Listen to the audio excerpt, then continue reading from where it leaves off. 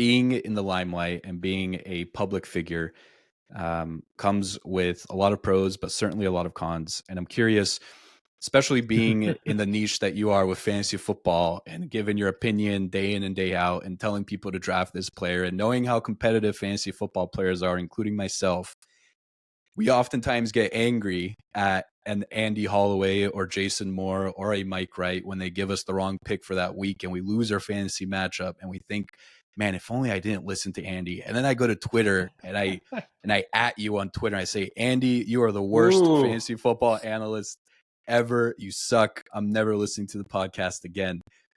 How does Andy Holloway deal with comments like that?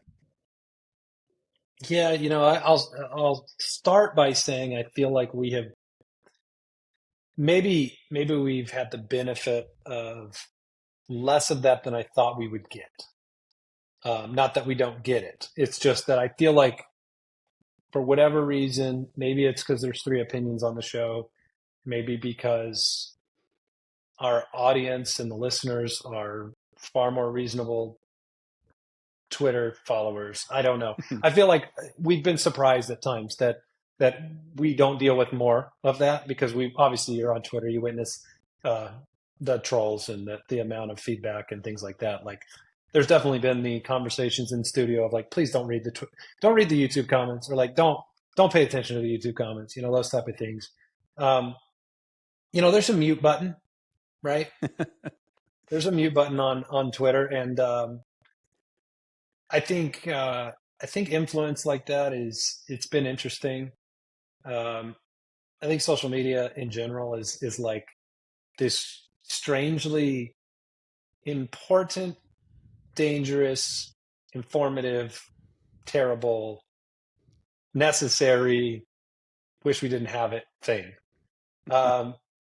It's all of those, right? Like it's my job, and the amount of times that I have I'll break this out.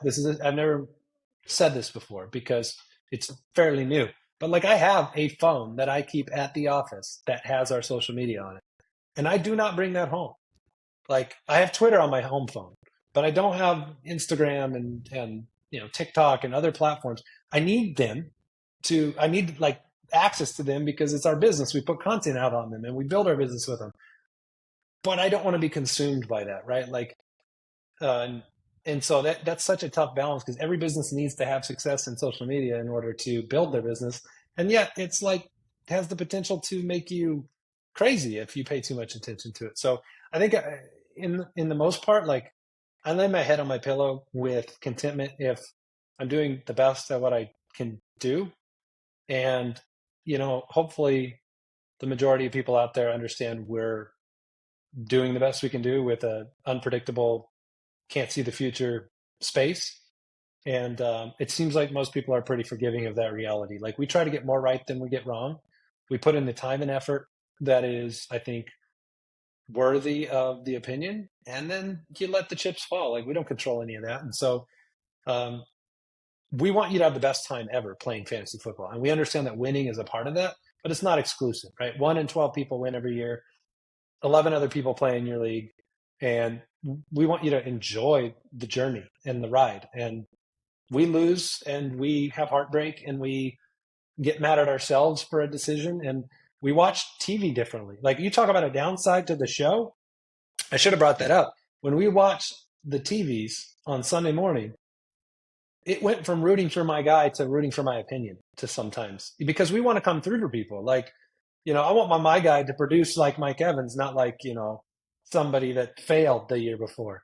And so you have a different way of watching football where it's like, man, I want my team to win, but like also I would like the people I recommended this week to lead our listenership to success so that they had a good week. Like, so it does change the way you watch TV and stuff like that.